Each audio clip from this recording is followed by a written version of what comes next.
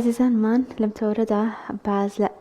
ئەزممویە خود باز لە کۆمەڵێک گەنج دەکەین کا لە پەڵەوانێتی ڕۆژ ئاوای ئاسیا بۆ کاراتی پلێکی بەرزیان بەدەستێناوە و پلە یەکەم و دۆمیان بەدەستێناوە و باز لە ئەزمموی ئەم گەنجانە ئەکەیم زین لە کێکەوە خۆیان بە وەرزشی کاراتیەوە خەریک کردووە و هەروە چۆن بکە بەشداریان کردووە ئەزمموی ئەمان لەم پاڵەوانێتیە چەندێکە ئایەکەم جاریانە بەشداری بکەن یاخود ناو کۆمەڵێک بابەتی دیکە وەروەها ڕاهێنەرەکەیشان کە لێرەیە باز لە وەرزشی کاراتیمان بۆ دەکات و باز لە تایبەتمەندی و گرنگی ئەمەشەمان بۆ دەکات کە هەرسێکیان لێرە هەر چواریان لێرە ئامادەن کە ڕاهێنەری نێودەوڵەتی وەرزشی کاراتی کاک ڕابەر زاهیر و هەروەها پاڵەوانەکانیش کاک محەممەد ئەحمەد و هەروەها کۆیار بێستون و محەممەد ئەرکان کە لە ستۆدیۆ لەگەڵماندان یاخوا بەخێر بن بە کاک ڕابەر لە تۆ دەست پێ بکەم ئایا وەرزشی کاراتی چییە؟ وەسفێکی وەرزشی کاراتیمان بۆ بکەوە دواتریش دێمە سەر بەشداریکردتان لە پاڵوانێتێکێدا. بڵێ وەرزشی کاراتی هەروەکو وەرشەکانی تر وندێکی بەرگریە کە ئەم وەرشە ئێستا لە کوردستانە پەرێکی زۆری پێ ئەدرێ و لەگەڵ ئەوەشە لە ناوچەی پارێزگای هەڵەبجە و قورماڵ یاریزانی زۆر ئازبەرز و پێشکەوتومانەیە و بەشداری چەندین پاڵەوانێتیان کردو لە پاڵەوانێتەکان.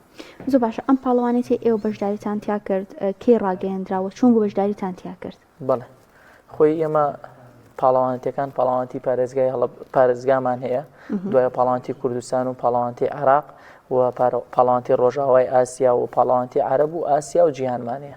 ئەمە پاڵەوانێتێکە بەشداریمان کرد پاڵەوانێتی ڕۆژاوای ئاسیا بوو کە هەموو ساڵێک ئەم پاڵەوانێتیە ئەنجامەدرێت لەلایەن یەکێتی کاراتی ئاسیاییەوە بەڕێوە ئەچێت. ئێمە سێم ساڵە بەسەر یەکەوە کە بەشداری ئەم پاڵەوانێتێکن لە ساڵی 2022 هەموو ساڵێک بەشداری پاڵەوانێتی ڕۆژئاوای ئاسیامان کردووە و ئەمەش ئەم پاڵەوانێتیە خۆشبەختانە ئەنجامی باشیانە ئێنا یاریزانەکانمان توانیان ئەنجامی باش بەدەستبێنن. باشە هەموو ساڵە بە چەند یاریزانەوە بەشداریتان کردووە ئەو پلانێک کە بەدەستان هێناوە هەموو ساڵێک پلەی بەرز بوو یەکەم و دومی بووە؟ بەڵێ ئێمە خۆشبەختانەیان لە ساڵی 2022 کە بەشداریەکەین هەمیشە یاریزانمان توانێتی لە ناو پاڵەوانێتەکانە پێشەنگ بن مەدالیای زێڕ یان بەدەستێناوە لە ساڵی 2022 توانە غەریب توانی مەدالیای زێڕ بەدەستبێنێ و تیمی کاتامان محەممەد ئەحمەد و ئەو کاتەر خۆم یاریزان بووم پلەی سێمی تیمیمان بەدەستێنا و لە ساڵی 2023 بۆ ئوردن 5 یاریزان بووین کە بەشی کۆمێت و بەشی کاتای ئەمە دوو بەشە بەشی کاتامانەیە و بەشی کۆمێتمانێت لە بەشی کاتایە دەتوانیمان پلەی یەکەمی جەماعی کاتا بەدەست بێنین و هەروە دووبارە توانە غەریب پلەی یەکەمی مەدالیای زێڕی بەدەستێنا و یاریزانان کاک ئالان و کاک هەمزەوە توانیان ئەنجامی باش بەدەستبێنن لە پاڵەوانێتێکە. زۆر باش بچمە لای پاڵەوانەکان کاک محەممەد بەخێر بێ کاک محەممەد چۆن تەمەنت چەنەوە چەندێکە خەریکی وەرزشی کاراتیت با بزانم؟ تەمەنم 7 ساڵە ماوەی 10 ساڵە خەریکی یاری کاراتیم لە ساڵی 2014 پلەی چەندەمت بەدەستێنا لە پاڵەوانێتێکێدا؟ پاڵەوانێتدا پلەی دووەم بە شێوەی فەردی تاکی پلەی دووەمیش هەر بە شێوەی تیمی لەگەڵ ئەم دووە. زۆر باشە. کاک کۆیار ڕاستە ناوەکەم وت؟ کاک کۆیار باشە کاک کۆیار تۆ چەندێکە خەریکی کاراتیت و هەروەها چۆن بوو بەشداریت کرد لە پاڵەوانێتێکە هەڵبژێردراو بوون یان بەخواستی خۆتان بوو؟ ئێمە وەکو تیمی بەزمایکە بگریت. ئێمە وەکو تیمی هەڵبژاردی عێراق بەشداریمان کرد ماوەی 7 ساڵە یاریزانی کاراتی ینی وەرشی خورماڵم و بۆ پاڵەوانێتەکە توانین پلەی یەکەم بەدەست بێنم و بە شێوەی تیمی کاتا لەگەڵ ئەم دوو برادەرەمە توانین پلەی دووەمە دەست بێن و بە شێوەی تیمی کۆمێتە توانیان پلەی دووەمە دەست بێنین. باش کاک محەممەد تۆ چەندێکە خەریکی ئەم وەرزشیت و پلەی چەندەمت بەدەستێنا؟ بۆ ماوەی 5 ساڵە بەزمایکەکە بگریت لە کاک کۆیار. بۆ ماوەی 5 ساڵە خەریکی وەرشی کاراتیم لەیانەی وەرشی خورماڵ و ئەلحەمدولیللا ئاستێکی باشم پیشاندا و لەم ساڵی پێشتر و ئەم ساڵیش مە دووەم ساڵم بەشداری بتوڵەی ڕۆژئاوای ئاسیاکەم و ئەم ساڵیش توانیم لە تەمەنی 21 ساڵە بەشداریکەم پلەی دووەمە دەستێناوە تەمەنی تەقەدیمینانی پێشکەوتووان هەندوو بار مەدالیای زی و پلەی دوایین بەدەستێناوە. باشەکی هەندەرتە لە ماڵەوە بەیان لە لەگەڵ ڕاهێنەرەکە تابێت لە شوێنێکی خۆتاندا کێ زۆر هاندەرتە بۆی بەردەوام لە وەرزشە؟ بە پلەی یەک من ڕاهێنەر مامۆستا ڕابەرزایر زۆر پاڵپشتم بۆ بۆم بتوڵانەوە دایک و باوکی ئازیزم و براکەم و لەگەڵ برادرانی قاعە و ینی بە یەک نەفەر نەبووم ئەنجام و یانی یارمەتیمان تەنها تۆ لە خێزانەکەتاندا خەریکی کاراتی یاخود براکان یا خوشەکانی شەخەریک؟ ئێمە دوو برن خەریک یاریزانی کاراتین و بەشداری بتوڵەکەین پار لە فلیپین بەشداری بتوڵی ئاسیامان کردووە و خۆم توانیوە بەشدەین پلەی پێنجەم بەدەست بێنم لە بتوڵی ئاسیادا. هەر بژین باشە مامۆستا ڕابەر ئەگەر کەسێک بێوێت یاخود گەنجێک بێوێت بچێتە وەرزشی کاراتیەوە بچێتە ناوەندێکەوە یاخود دەستگایەکەوە کە وەرزشی کاراتی هەیە و بێ بەشداری بکە پێویستە لە تەمەنی چێنەوە بە یاخود بە هەموو تەمەنێک گونجاوە ئەم وەرزشە؟ خۆی یاری کاراتی هەموو فێرخوازیەکەیەتە لای ئێمە لە قاعەکەی خۆمان ئێمە دوو جۆر ینی کەسێتە لای ئێمە جۆرە کەسێتە لای ئێمە حەزێکی هەیە و بۆ تەندروستی خۆی ئەوێت جۆرێکی تریژێتە لای ئێمە کە ئەوێ بێتە پاڵەوان ئەوەی کە پاڵەوانە زیاتر ئێمە ئیشەکەین لەگەڵیانە لە 6 ساڵۆ هەتا 16 ساڵ ئیشەکەین لەگەڵ ئەم تەمەنە چونکە ئەم تەمەنە تەمەنێکی گونجاوە بۆ ئەوی کە بتوانین ئەم یاریزانە 5-6 ساڵ 10 ساڵ یاریکە 12 ساڵ یاریکە بیگەینینە ئاستی ئاسیا و ئاستی جیهانی ئەو جۆرەکەی تریشیان ئیتر کەس هەیەتە لامان یاریزانەیەتە لامان 25 ساڵە 30 ساڵە خولیا و حەزی کاراتیەیە احتیاجیت لەلای ئەمە کاراتیەکە و بەردەوامە بێ و بۆ لایەنی تەندروستی زۆر باش. بۆ چ لایەنێکی تەندروستی زۆر باشە؟ وەڵا هەر لە ڕووی دەرونی و لە ڕووی نەفسی و لە ڕووی هێز و توانای یاریزان کەسەکەەوە بۆی باشە بێت بۆ بڕوای زیاتر بەخۆیە بێت. باش ئەگەر کەسێک بێتە لای ئێوە پێویستە تایبەتمەندیکی تیا هەبێت بۆ ئەوی دەست بکات بە وەرزشیان هەموو کەسێک یاسایەتوانێت؟ هەموو کەسێک ئەتوانێت بەڵام ئیتر ئەو ئەم کەسێک بۆ کەسێکی تر فەرقەکات سێرەکەی کەسێک لە شولاری گونجاوترە بۆ یاریەکەی ئێمە لە ڕووی باڵا و لە ڕووی وەزن و لە ڕووی کێش و لە ڕووی توانای جەستەیی کەسەکان بۆ کەسێکی تر فەرقەکات. باشە شێوازی بەشداریکردنتان لە پاڵەوانێتیەکاندا چۆنیە؟ یاریزانەکان چۆن هەڵ ئابژێرن بەپێی ئاستەکانیانە و پاڵەوانێتەکان بەپێی تەمەنجیا کراونەتەوە؟ بەڵێ خۆی یاریەکەی ئێمە بەپێی وەزنەوە بەپێی تەمەنە ئەمە یەک دووش پاڵەوانێتیەکان ئێمە پاڵەوانێتی باکووری عراقمانەیە و هەروەها پاڵەوانێتی باکووری عراقەکرێت لەوێ یەکەم و دووەم و سێم هەڵەبژێرێت لە جنوبیش دووبارە پاڵەوانێتیەکە کرێت بۆ بەشی جنوبی عراق لەوانیش یەکەم و دووەم و سێم هەڵەبژێرە و دواتر لە پاڵەوانێتیەک یەکەم و دووەم و سێمەکان لێکە درێ و یەکەمی عراق دیارەکرێت ئەوە بێت ئەچێتە ڕیزی هەڵبژاردنی عێراق. خۆشبەختانە خوڕماڵ مدەی لە ساڵی 2017ەوە پلەی یەکەمی عراقی گرتووە و زۆرترین یاریزانی لە ڕیزی هەڵبژاردنی عێراقە و چەندین ئەنجامی لە پاڵەوانێتیەکانی ئاسیا و پاڵەوانێتیەکانی ڕۆژئاوای ئاسیا و عەرەب بەدەستهێناوە و مەدالەی زێڕی ئاسیایی هەیە و مەدالەی بڕۆنزی تیمی هەیە کە لە پاڵەوانێتی ئاسیا لە سین بەدەستیانێناوە. باش لای پاڵەوانەکان کاک محەممەد تۆ چۆن خۆت گونجاندووە لەگەڵ وەرزشەکە سەرەتا کە دەستەکرد بە کاراتی هیچ قورس بوو بەلاتەوە یان حەزت پێی هەبوو چۆن بوو بەشداریت کردبووتیە؟ سەرەتا من زۆر حەزم لێ بوو لە ڕێی هاوڕێیەکم و چوومە یاری کاراتی. ئەی قورس نەبوو بۆت بڵێ قورسە و ناتوانم بیکەم و دوای ماوەیەک بێزاروی لێ؟ وڵای مدەیەک وا بوو بەستی دوایەوە ڕاهاتم لەگەڵ یاریەکە و زۆر خۆش بوو بەلام ئێستا تا بوویتە پاڵەوان. سپاس بوو.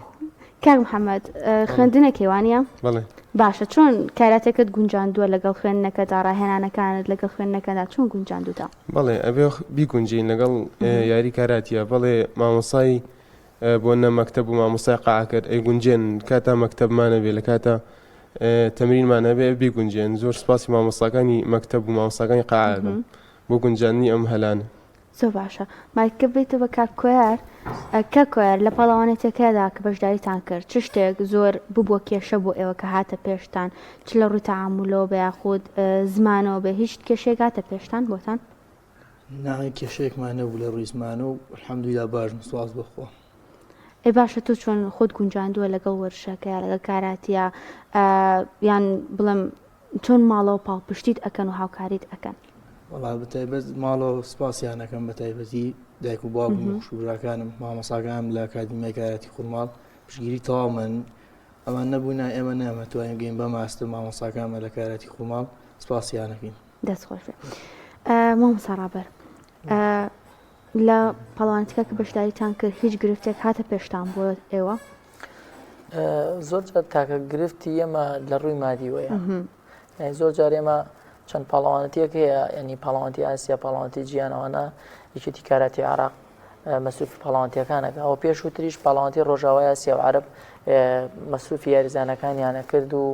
بەڵام یەک دو سێ ساڵێکە بێت یاریزانەکان لە پاڵەوانەتی ڕۆژاوای ئاسیا و پاڵەوانەتی عەرەب زۆرجار لەسەر گیرفان و مەسرفی خۆیانە ڕۆن. زۆر جار ئێمە لە ڕووی مادیەوە ینی گرفتمانە بێنە لە ڕووی ڕایەنان و لە ڕووی تەمرینکردن وانەوە خۆشبەختانە ئەکادیمیای کاراتی خورماڵ دەستەی ئەکادیمیای کاراتی خورماڵ وایان کردووە کە هیچ گرفتێکمان نەبێت لە ڕووی ڕایەنان و لە ڕووی مەشقەکانەوە الحەمدوللا زۆر بە باشی خۆمان ئامادە کرد و بەشداری پاڵەوانەتیەکانمان کرد بە هیوای ئەوەی کە بتوانرێت کارێک بکرێت بۆ وەرزشکارانی کوردستان کە بەشداری ئەم پاڵەوانەتیانەکەن، چونکە ئێستێمە خورماڵ لە ئاستی ئەوانە ماوە کە بڵێن لە ئاستی کوردستان و عێراق زیاتر چووەتە دەرەوە، لە ئاستی ئاسیا و لە ئاستی جیهانایە، بۆیە پێویستە هاوکاری زیاتر بکرێن، چونکە ئێمە وەکو یاریەکانی تر وایە ڕیزبەندی هەیە، ڕیزبەندی جیهانی هەیە. مێسی یاریزانمانەیە لە ڕیزبەندی چوارەمی جیهانە، یاریزانمانەیە بینەر مستەفا لە ڕیزبەندی شەشەمی جیهانە. یاریزانەکان بەپێی بەشداریکردنی پاڵەوانەتیەکان ڕانکی جیهانیان بەرزەبێتەوە. ئێمە بێت لە ساڵێکە هیچ نەبێت سێ چوار پاڵەوانەتی لە پاڵەوانەتی یوزلیگە جیهانیەکان سریەز ئەی جیهانی ئێمە بەشداری بکەین. ئێستا هەر لە مانگی دوو ئێمە پاڵەوانەتیەکمان هەیە لە فوجەیرە. ئەم پاڵەوانێتیە پێویستیە بەوەی کە یاریزان چەند یاریزانێکمان بەشداری بکەن، چونکە ڕانکی جیهانیەکانیان ئەچێتە پێشەوە، ئەو کات دەتوانن بەشداری پاڵەوانەتی ئۆلۆمپیاد بکەن. باشە، ئەم پاڵەوانێتی ڕۆژئاوای ئاسیا کە بەشداریتان تیادا کرد لە ڕووی مادیەوە کێ هاوکارتان بوو یان هەر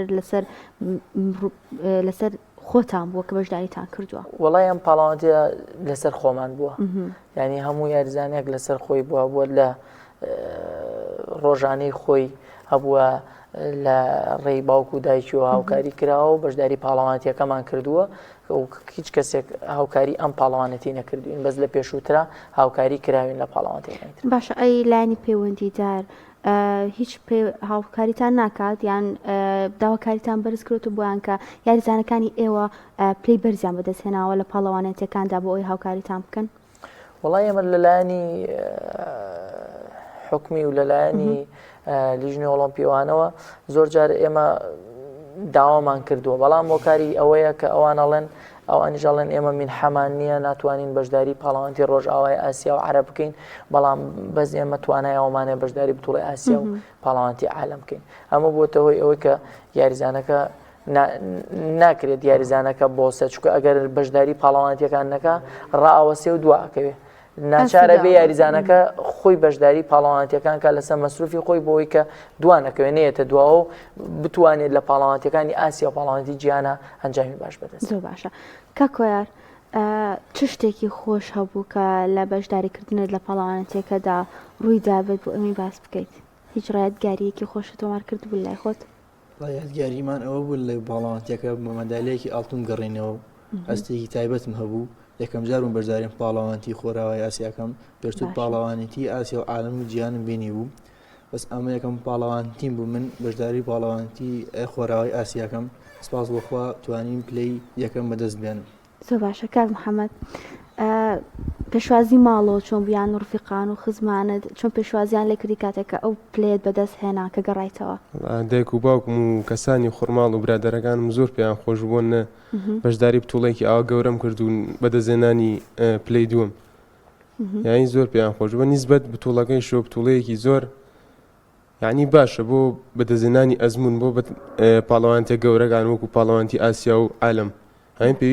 پێویستەکرێت ساڵانە تۆڵان ئەنجام بدرێت. زۆر باشە. کاک محەممەد، تۆ هیچ یادگارێکە هەیە کە لە بەشداریکردنت لە ئەسنای بەشداریکردن لە بتوڵەکە هات بێتە پێشت بۆت؟ کاڕاستی هەستێکی خۆشە، ینی بەوەکو یادگاریەکە مێنێتەوە کە تۆ ینی 2022 بەشداریم کرد پلەی سێمێنە، وەکو یادگاریەک مایەوە بۆم 2022 چۆن بڵێ منافسی خۆم کرد، زیاتر تەمرینم کرد و هاوی زۆرم دا و کوچە بۆ ڕیکۆردی خۆم مشکان پلی دوم بەدەست باشە دوای ئەوەی کە ئەم ساڵ گەڕایتەوە لە پاڵوانێتەکە و پلێکی باش بەدەستێنا هیچ کام لە ڕفیقەکانت نەیوت مادەم تو پاڵوانیت بەدەستێناوە من ژێم کاراتی ئەەکەم و حەزم بە وەرشەیە وای ڕاستی منداڵان و خەڵکی خورماڵ حەز و خولیان زیاترە بێت کە ئەبینن ئەچتە وڵاتی دەرەوە ینی کاتە پێشوازێکی باشیان لێکردن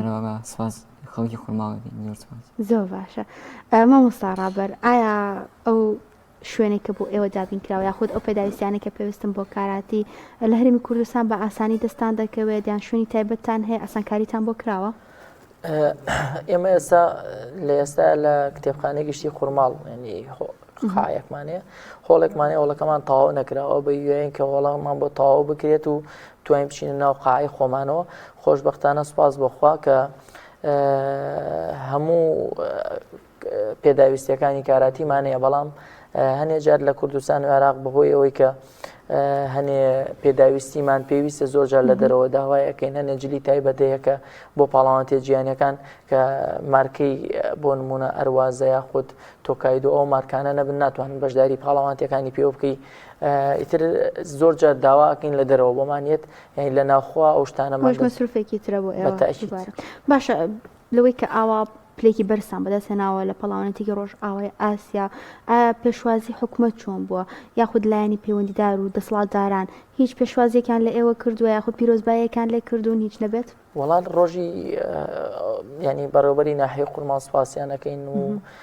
بەرپرسانی خورماڵ کاک تاڵب کاک کامەران ئەو برایانەی کە لەوێن لە بەڕێوەبەری ناحیەی خورماڵ بەردەوام ئەنی پەیوەندیان پێوە کردوین کە لە ئیماراتیش بوون پەیوەندی دەستخۆشییان لێکردین پرۆزبایان لێکردین و ڕۆژی پێشوازیش هەمویان لێ ئامادە بوون و پێشوازیان لێکردوین و سوپاسی تەواوی دانیشتووی خورماڵەکەین کە بەڕاستی هاوکارمان پشتیوانمانن هەموو پەیجەکان هەموو ئەوانە کە سوپاس و دەستخۆشییان لێکردوین دەستیان خۆش زۆر باشە لە دەرەوەی خورماڵ هیچ لایەنێکی حکومی یاخود حکوومەت کاربەدەستان هیچ پەڵێنێکیان پێ نەداون بۆم پاڵەوانێتی هێشتا هیچ بەڵێنێکیان پێ نەیاوین هیچ بەڵێنێکیان پێ نەدا چەندێکە بەگەڕاونەتەوە لە پاڵەوانێتێکە تقریبا 4-5 ڕۆژێکە بێت 4-5 ڕۆژێکە بێت یاریزانەکان بەردەوامن لە ئاستی خوان لە ڕاهێنانەکان یاخود بۆ داهاتوو بەنیازن لە چه پاڵەوانێتێکی دیکەدا بەشداری بکەن ئێمە تقریبا هەر دوێنێ دەستمان کردەوە بە مەشق و ڕاهێنان لێسا خۆمان ئامادەکەین بۆ پاڵەوانێتێکی نێودەوڵەتی کە لە وڵاتی ئێران ئەکرێت و لە ساڵی تازەیە دووبارە پاڵاوتنی عراق ئەکرێتەوە لە ئێستا مەشق و ڕاهێنانەکەین بۆ ئەوەی کە ببینەوە بچینەوە ڕیزبەندی پلەی یەکەم و ببینەوە یاریزانی هەڵبژاردەی عراقەوە دووبارە پاڵەوانێتێکمانەیە پاڵەوانتی یوزلیگی جیهانی لە فوجێرەوە پاڵەوانتیشمانی لە قوبڕوس کە ئامادەکاریمان بۆ کردووە ئەگەر هاوکاری بکرین پشتیوانی بکرین لە ڕووی مادی ئەمە بەشداری و پاڵەوانتی هەوڵتان نەداوە سپۆنسەر بۆ پاڵەوانێتێکان بدۆزنەوە کاتێک کە بەشداری ئەکەن خۆی لە کوردستان و عراق ئەو کێشەمان ئێستا لە وڵاتانی تر سپۆنسەری هەیە کۆمپانیەکان سپۆنسەری یاریزانەکانەکان پاڵەوانەکانەکان بۆی بەشداری بکەن بەڵام لە کوردستان و عراق بەڕاستی ئەمەش زیاترە بێ حکوومەتی هەرێم و لیژنەی ئۆلۆمپی و بەڕێوەبەرایەتی وەرزش ئەم ئیشە بکات کە وەها بکات لە کۆمپانیەکان ئیجباریان کات لەسەرەوەی کە سپۆنسەری پاڵەوانەکان بکەن چونکە ئێستا سێرکەین لە وڵاتی ئێران یاخود وڵاتانی دەرەوە زۆربەی زۆری یاریزانەکان سپۆنسەری ئەکرێن کە بەشداریان پاڵەوانتیانە ڕاستە با من کۆتا قسە لەگەڵ پاڵەوانەکان بکەم کاک محەممەد تۆ ئەم دەستکەوتێکە بەدەستت هێناوە و پلەی دووەمت بەدەستێناوە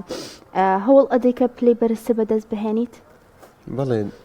من بەردەوام لە مەشق و ڕاهێناندا بەتەمام بۆ نەیە پلەی یەکەمی ئەو پتوڵە گەورانە بەدەست بێنم و ئاواتم ئەوەیە و هیوام ئەوەیە بگەمە پتوڵاتی ئاسیا و عالەم یعنی بکەمە ڕیزبەندی عالەمەکان و مەدالیا زێر بەدەست بێنم ئەوە دەستکەوتێکی من زۆر باشە بێ ئینشاءڵڵا کاک کۆیار تۆ لە کۆتاییدا چیت هەیە بۆ هاوڕەکانت ئەوانەی کە لە کاراتێکە لەگەڵ یاخود لە داهاتوودا توش بە هەمان شێوەی کاک محەممەد ئەتەوێت ئاستی بەرز بەدەست بێنێت ئێرە زۆر باسی مامۆستاکان و برادەرەکانەکەم لە ینی وەرشی خورماڵ کە ئەوان بوونیەکە هۆکاری سەرکەوتنەکان و بۆ ئامانجی شاڵا بۆ ساڵی داهاتوو وڵی ئاسیامان لە بەردەستە ئینشاءڵڵا بۆ ئامادە پاڵەوانتیەکانەکەین ئیزنی خوای ئینشاءڵڵا تر پلەی یەکەمی مەدالیای زێڕ و پاڵەوانی جیهانەکان و عالەم و ئاسیا و هەڵاتنەکانی دیکە زۆر باشە کاک محەممەد تۆ کۆتا قسەت چییە و تۆش وەکو هاوڕەکانت ئامانجت ئەوەیە کە پلی بەرزتر بەدەست بێنی یاخود لەم ئاستا ئەوەستیت دەستا خۆش بێ وەڵی ئەمەوێ هەوڵی زیاتر بم ینی تەمرین و لەگەڵ ڕانەرەکانمان تەمرین زیاتر کەم بۆی پلەیەکی بەرزتر بەدەست بێنم گەمە یەکەمی جیهانی شاڵ ئینشاءڵڵا تەمەنیشان کەمەوە بزانمەمانە تەمەنیان زۆر نییە لاوانن تقریبا 16 بۆ 17 ساڵ زۆر باش بە هیوای سەرکەوتنی زیاتر ئینشاءڵڵا لە پلەی بەرزترابتان بینێن بەرنامەی ترتان لەگەڵا بکەین کە لە پلەی زۆر بەرزترا بوون کاک ڕابرد کۆتا قسەی تۆ چییە و هەم هاندانێک بە بۆ یاریزانەکان و پاڵەوانەکان و هەم بۆ ئەوەی کە بتوانیت داواکاریەک پێشکەش بکەی بۆوانەی کە بتوان سپۆنسەرتان بکەن یاخود لە ڕووی داراییەوە هاوکاریتان بکەن بۆ بەشداریکردن لە پاڵەوانێتەکان بەڵێ بەڵام من لێرەوە سوپاسی ینی وەرشی خورماڵ و دەستی ئەکادیمی کاراتی خورماڵ هەموو مامۆسایان مامۆسا محەممەد فارز مامۆسا سۆران مامۆساکانی ترکە ئێستا ناتوانم نای هەمویان بەرم چکە من لە قاعەکە ئێمە 6 ڕایەنەر بە بەردەوامی مشق و ڕایەنانەڵێتەوە سوپاسیانەکەین دەستیان خۆش بێ کە بەڕاستی ئەمە ئەنجامانە تەنها بە ڕابەر کە ڕایەنەرە بەدەستنایە دیارە ئەمە کۆمەڵێک کەس هەمیشە هەوڵەدەن بۆ ئەوەی کە بتوانرێ ئەم پاڵەوانە بگەن بۆ ئاست و ئەنجامە لێرە شۆ داواکارم لە تەواوی لایەنی پەیوەندیدارەوە لایەنی حکمی کە بتوانرێت کارێک بکرێ بۆ وەرزشکاران کە بتوانێت خولیا و ئاوات و ئامانجەکانی خۆیان بەدەست بێنن ئەم گەنجانەی ئێمە کە ئێسێوە لێرە ئەیبینن ڕۆژانە هەموو ڕۆژێک بەیانیان و ئێواران مەشق و ڕایەنانەکەن ینی بە نزیکی بۆ 4 بۆ 5 سەعات ئەمان لە ناو قاعان و تەمرینەکەن بۆ ئەوەی کە ئامانجێک لایەن دروست بۆ ئەویش پاڵەوانی جیهانە بۆ هیوایی کە ئەمان بە ئامانجەکانیان بگەن ئێمەش ببینین کوڕەکانی ئێمە گەنجەکانی ئێمە لە ئاستی ئاسیا و جیهانا بیان بینین کە الحەمدوللا لە ئاستی ئاسیای یەکەمی ئاسیا و سێمی ئاسیا و ئەم ئەنجامانەمان بەدەستێنەوە بەڵام تموحی زیاترمانەیە کە بۆی پلەی یەکەمی جیهان بەدەست بێنین هیوادارین کە هاوکاری بکرین و هیوادارین کە ئەوەی کە کۆمپانیەکان سپۆنسەری وەرزشکاران بکەن چونکە بەڕاستی هەر لە ڕێی وەرزشۆیە وڵاتان ئەتوانن بە جیهانی بناسێن زۆر باشە کوردستان پڕ لە گەنجی پڕ ئەزمونە و لە چەندین بواردا پلە یەکەمیان بەدەستێنەوە بەڕاستی ئەمانیش جێگەی شانازیم بۆ ئێمە بە هیوای سەرکەوتنی زیاتر بۆ هەمووتان سوپاس بۆ ئامادەبوونتان